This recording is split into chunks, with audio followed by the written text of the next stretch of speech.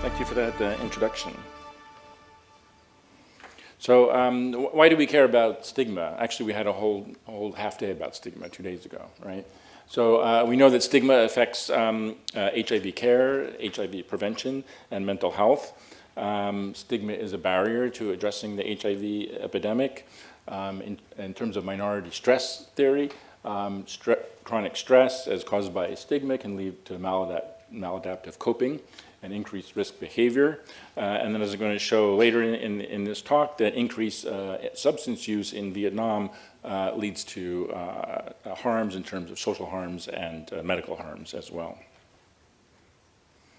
So the objective of this study was to look at the association between enacted stigma and initiation of substance use, and the substances that we're going to see, that we evaluated, were methamphetamine or ice, heroin, and ecstasy, looking at the dimensions of stigma that affect substance use, and then look for insights into stigma reduction strategies in terms of HIV. So this was a prospective cohort study that was implemented 2019 to 2022. And actually, this was a study that was funded by Gilead to look at hepatitis C incidence among HIV-positive MSM. So of course, we asked about substance use because that's a risk factor for hepatitis C acquisition. But one of our staff members was interested in stigma as well, so we put some questions about stigma into the questionnaire that people filled out. So it was done in 2 outpatient clinics in Ho Chi Minh City, which is the largest city in southern Vietnam, and Quang Thanh, which is the largest city in the Mekong Delta in Vietnam. So we had a total of 504 HIV-positive MSM and transgender. You can see it was about 3/4 MSM, about 1/4 transgender women. The median follow-up was a little bit over 1 year, and we had 2 time points, the first and second, and each time point, participants filled out a self-administered questionnaire that included questions about substance use and stigma. So the exposure was the stigma, and although we asked about stigma at 2 time points, since we were looking for a temporal association, everything I'm going to show you is using the measure of stigma that was reported at the first or baseline visit. So we had 5 dimensions you can see there, and for each of those 5 dimensions, people answered the question with a Likert scale that had 4 responses that were never, saying that it happened 1 or 2 times in the past, a few times in the past, or many times in the past. And for all the analyses that I'm going to show you, we included as positive only the people who responded to many times, that this had happened many times or frequently in the past. So we did not include if they said that it only happened once or twice or something that happened a few times.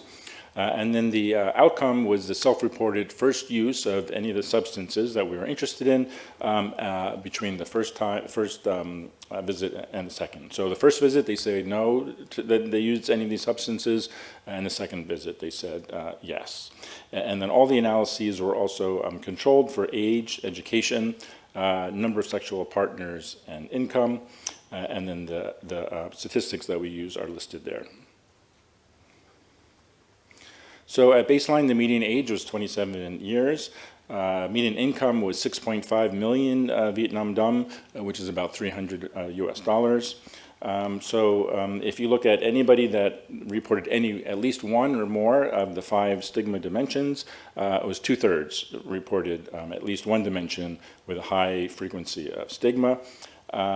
Physical attack, which could sort of be the most maybe severe manifestation, was reported by 23%.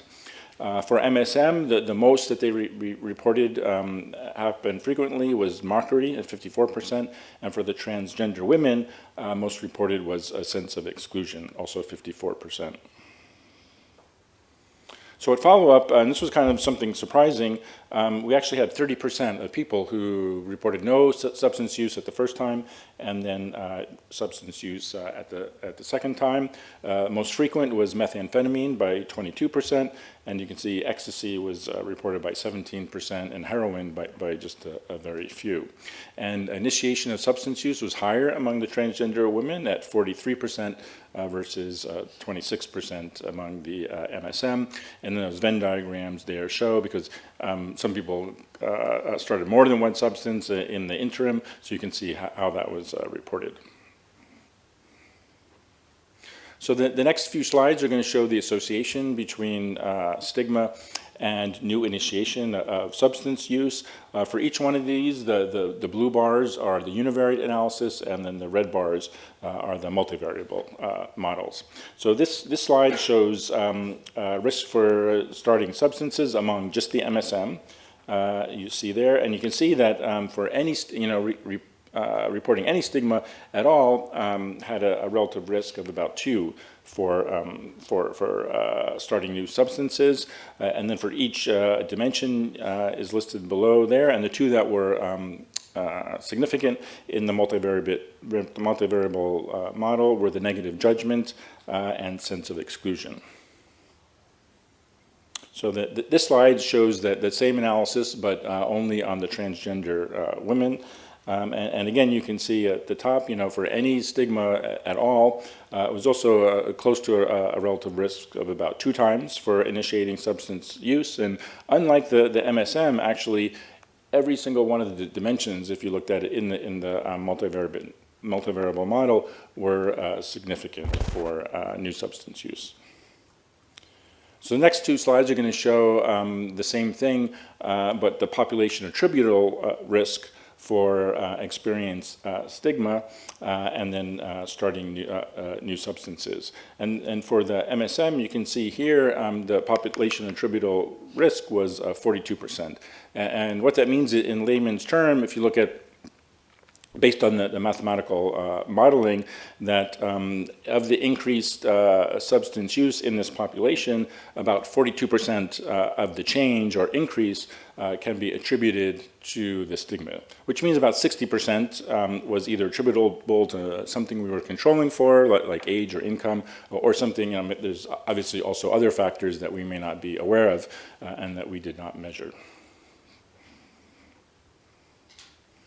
And this is for transgender women, looking at the same analysis.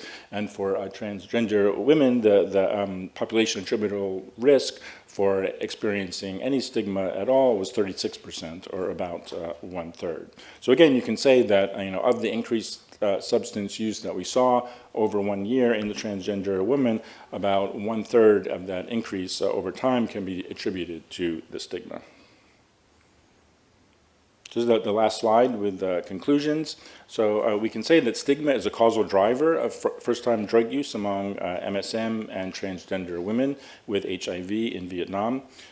Physical violence, exclusion, and emotional trauma were the most harmful or the highest contributors.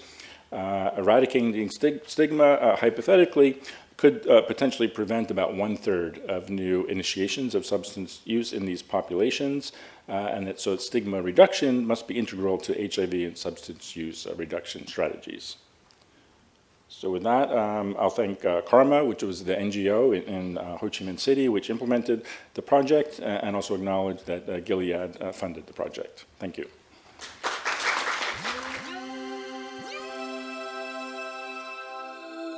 Yeah.